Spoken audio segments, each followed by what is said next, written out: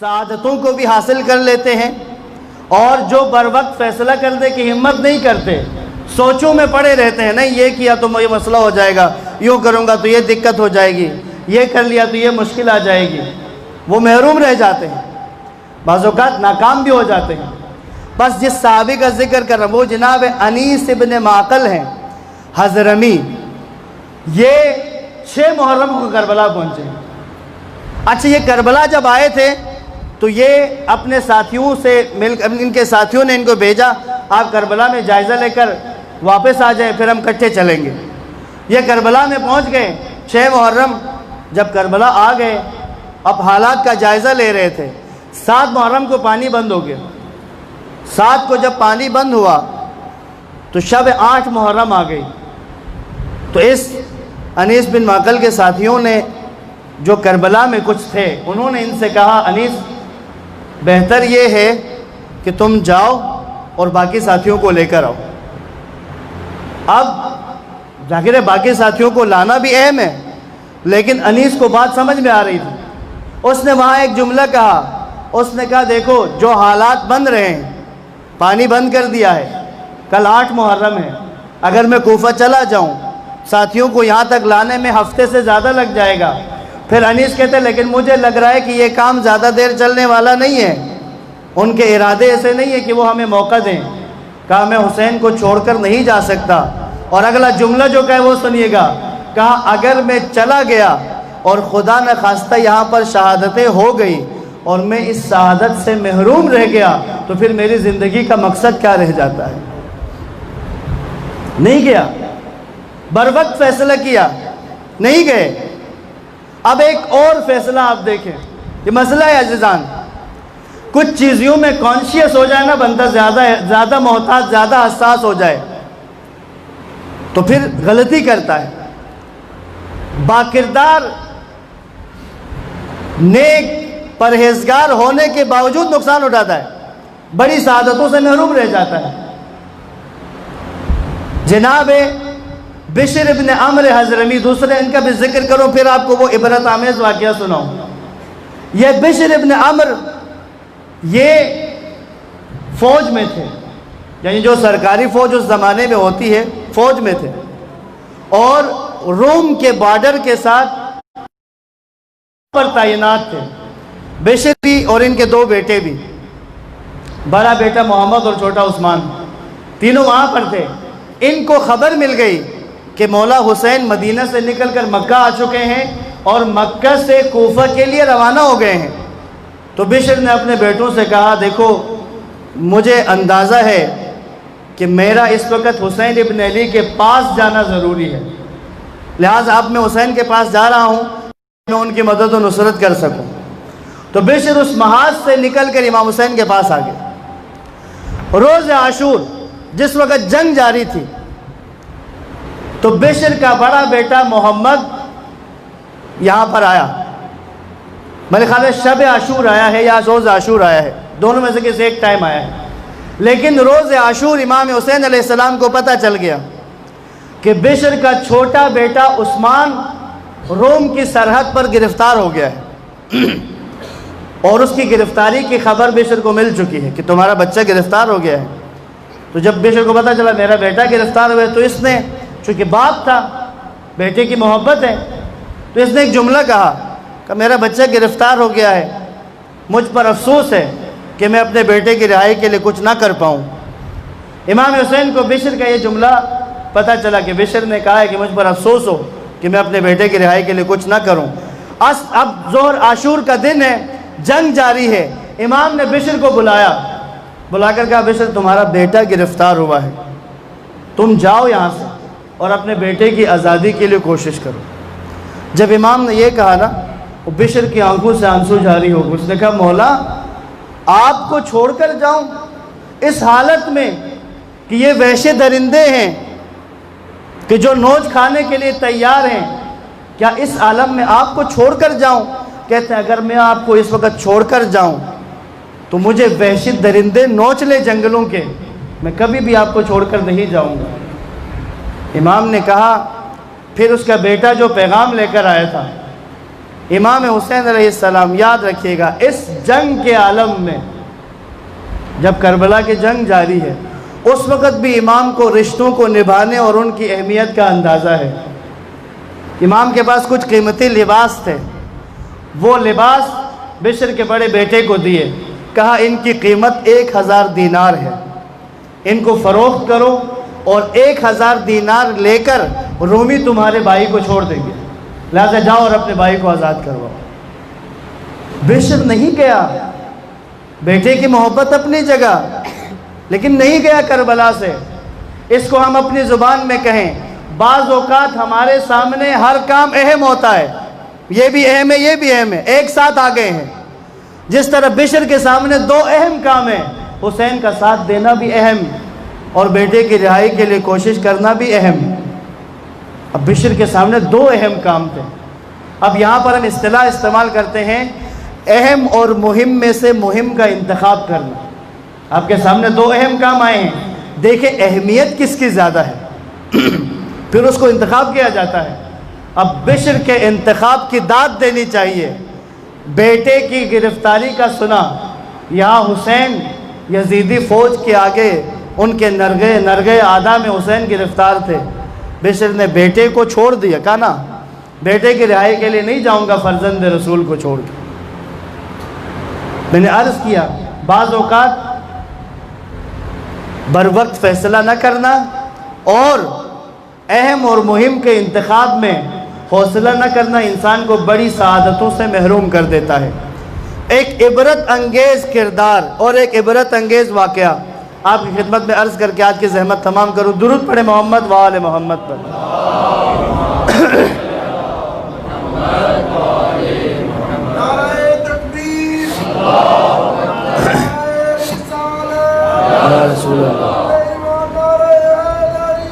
یا علی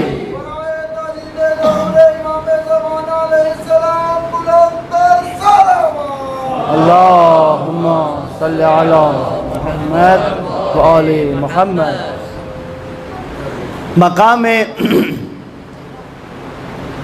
ایک مقام ہے جہاں پر امام حسین علیہ السلام کے پاس کوفہ سے کچھ لوگ آئے، وہ لوگ شامل ہو گئے امام کے ساتھ۔ ان میں سے ایک شخصیت تھی جناب ترماح بن عدی۔ ترماح بن عدی امام کے شیعوں میں سے تھے، اچھے کردار والے تھے، شہرت والے تھے، مشہور تھے، اور امام جانتے تھے ترماح کو۔ امام خوش ہوئے ترماح کے آنے پہ، اور اس کے بعد سفر ترماح نے امام کے ساتھ کیا، مقام عزیب الحجانات میں ملاقات ہوئی، اس کے بعد یہاں سے آگے سفر جاری رکھا۔ ترماح نے امام حسین کو مشورہ دیا کہ مولا، ہور کے آنے کے بعد کا واقعہ، ہور نے راستہ روک لیا تھا، اب کوفہ کی طرف سے رخ کربلا کی طرف ہو چکا تھا۔ ترماح نے مشورہ دیا، مولا اگر آپ یہاں سے میرے ساتھ چلیں تو یہاں سے 2 دن کا فاصلہ ہے، کوہ آجا کی پہاڑیاں ہیں، وہ پہاڑیاں اس طرح کی ہیں کہ 3 طرف سے پہاڑ بند ہیں، ایک طرف سے دہانہ کھلا ہے، اگر ہم وہاں چلے جائیں تو جتنی بھی بڑی فوج آ جائے ہم مقابلہ کر سکتے ہیں، کیونکہ یہ جگہ ایسی ہے کہ آس پاس کے قبائل ہیں۔ اور ترماح نے کہا مولا اگر آس پاس کے قبائل کو جب آپ خط بھیجیں گے تو ان قبائل سے 10,000 کے قریب مسلح افراد آپ کی حمایت کے لیے آ جائیں گے، اور وہ پہاڑیاں اس ترتیب سے ہیں کہ آپ کو دقت نہیں ہوگی یزید کا مقابلہ کرنے کے لیے۔ کتنا بہترین مشورہ دیا۔ امام نے کہا تمہارا مشورہ بجا ہے۔ امام نے کہا لیکن میں نے ہور کا بتایا، میں نے اس کے ساتھ معاہدہ کیا ہے کہ ہم دونوں ساتھ ساتھ اس طرف جائیں گے، کہیں اور نہیں جائیں گے، لہٰذا میں اس معاہدے کا پابند ہوں۔ پیغام دیکھیں میرے اور آپ کے لیے، مولا حسین یزیدی لشکر کے جرنیل کے ساتھ کیے ہوئے معاہدے کی پابندی کر رہے ہیں۔ ہم آپس میں کیے ہوئے معاہدے توڑ دیتے ہیں، ایک دوسرے سے کیا ہوا وعدہ توڑ دیتے ہیں، مکر جاتے ہیں بعد میں۔ حسین ابن علی کا راستہ کچھ اور ہے عزادارو۔ اب ترماح سے کہا نہیں جا سکتے۔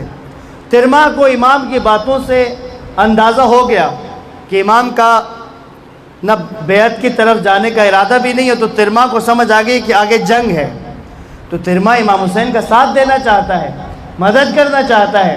ترماح نے کہا مولا اگر مجھے اجازت دیں تو میں ذرا اپنے گھر سے ہو کر آ جاؤں۔ کیونکہ میں اپنے خانوادے کو ان کے لیے کچھ بندوبست کرنا ہے۔ آج کی زبان میں اگر کہوں، فیملی کے لیے کچھ فیوچر کے لیے کچھ نہ کچھ دینا ہے ان کے لیے نفقے کا نان و نفقے کا بندوبست کر کے میں بس کر کے واپس آتا ہوں، آپ کے ساتھ شامل ہو جاؤں، آپ کی نصرت کے لیے آ جاتا ہوں۔ امام حسین نے ایک جملہ کہا ترما جاؤ لیکن جلدی واپس آنے میں جلدی کرنا۔ ترما کہتے میں ترما گیا یہاں سے اپنے علاقے میں پہنچا۔ اب ظاہر ہے وہ گاڑیوں کا سفر نہیں تھا، صحرا کا سفر اونٹ پہ طے ہوتا ہے، ٹائم زیادہ لگتا ہے۔ ترما اپنے گھر پہنچا، گھر والوں کے لیے نان و نفقے کا بندوبست کیا، کچھ مال و متاع ان کے لیے رکھ کے کے بعد فوراً واپس لوٹ آیا۔ اس نے دیر نہیں لگائی، اپنے حساب سے جلدی ہی واپس آیا، لیکن ظاہر ہے کہ اونٹ پہ جتنا سفر ہونا تھا وہ سفر ہوا۔ ترما کہتا ہے جس وقت واپس میں اسی مقام پر آیا جہاں امام حسین سے جدا ہوا تھا، تو یہاں پر ایک شخص سے ملاقات ہوئی، تو میں نے اس سے پوچھا اسی رستے سے امام حسین علیہ السلام گزرے تھے، کیا تمہیں امام حسین کی کوئی خبر ہے؟ کہتے اس نے مجھے بتایا کہ امام حسین علیہ السلام اپنی ساتھیوں کے ساتھ 10 محرم کو کربلا میں شہید ہو گئے۔ ترما محروم رہ گیا، ترما محروم رہا۔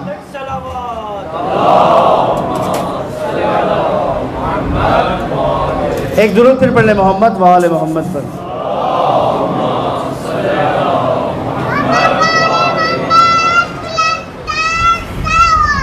اللہم صلی علی۔ اب ترما کی اس محرومی میں بنیادی ترین عنصر کیا نظر آتا ہے؟ فیملی کے لیے زیادہ کانشیس ہو گیا۔ بشر کا دیکھیں، بیٹا گرفتار ہو چکا ہے، ترما نان و نفقے کے بندوبست کرنے کے لیے گیا اور دیر ہو گئی۔ بشر کا بیٹا گرفتار ہو گیا ہے، اس نے کہا نہیں جاؤں گا، اگر جاؤں تو مجھے صحرا کے وحشی درندے نوچ لیں، میرا گوشت کھا لیں اگر حسین کو چھوڑ کر جاؤں تو۔ بس یاد رکھیں عزاداروں، یہاں سے بس میں پیغام آپ کو دے کے مصائب کی طرف جاؤں، یاد رکھیے گا اگر کسی بھی معاملے کے لیے زیادہ حساسیت دکھا دی تو باکردار ہونے کے باوجود پیچھے رہ جائیں گے۔ ترما امام کا ساتھی لیکن فیملی کے لیے زیادہ حساس تھا، پیچھے رہ گیا۔ کیا ہوتا ہے؟ بچوں کے فیوچر کے لیے زیادہ حساس ہوتے ہیں، اپنے واجبات تک ادا نہیں کرتے، خمس ادا کرنے کے لیے ہمت نہیں کرتے۔ کیوں؟ بچوں کے فیوچر کی وجہ سے۔ عزیز من، جس خدا نے تمہارا فیوچر بنا دیا ہے کیا وہ تمہارے بچوں کا فیوچر نہیں بنائے گا؟ کیوں حساس ہو رہے ہو؟ جس خدا نے تمہیں رزق دیا ہے، میں عموماً حیران ہوتا ہوں باتیں سن کے، عموماً بزرگ اپنے واقعات سناتے ہیں، جی میرے پاس سائیکل بھی نہیں تھی، آج میرے پاس فارچونر ہے، ماشاءاللہ۔ خمس ادا کیا ہے؟ نہیں، ابھی ہمت نہیں ہے، بچوں کے لیے کیا ہوگا آگے؟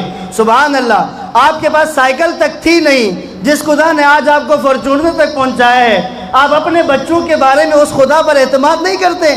کتنی بد اعتمادی ہے خدا کے اوپر۔ خود اپنی زبان سے کہہ رہا ہے جی ہمارے پاس تو کچھ بھی نہیں تھا، الحمدللہ خدا نے یہ سب کچھ دیا ہے، تو پھر خدا کا حق دیتے ہوئے کیوں موت آتی ہے تجھے؟ کیا مسئلہ ہوتا ہے حق خدا دیتے وقت بچوں کے فیوچر کا فکر ہو رہی ہے؟ یعنی تمہارا خدا جس نے تمہیں اس مقام تک پہنچایا جبکہ تم کچھ نہیں تھے، تمہیں اس خدا پر اتنا بھی اعتماد نہیں ہے کہ وہ تمہارے بچوں کا مستقبل بھی بنا دے گا۔ اتنی بد اعتمادی خدا پر، اتنی بد اعتمادی 5 وقت کی نماز پڑھتے ہوئے، تلاوت قرآن کرتے ہوئے، اتنا عقیدہ توحید کمزور ہے۔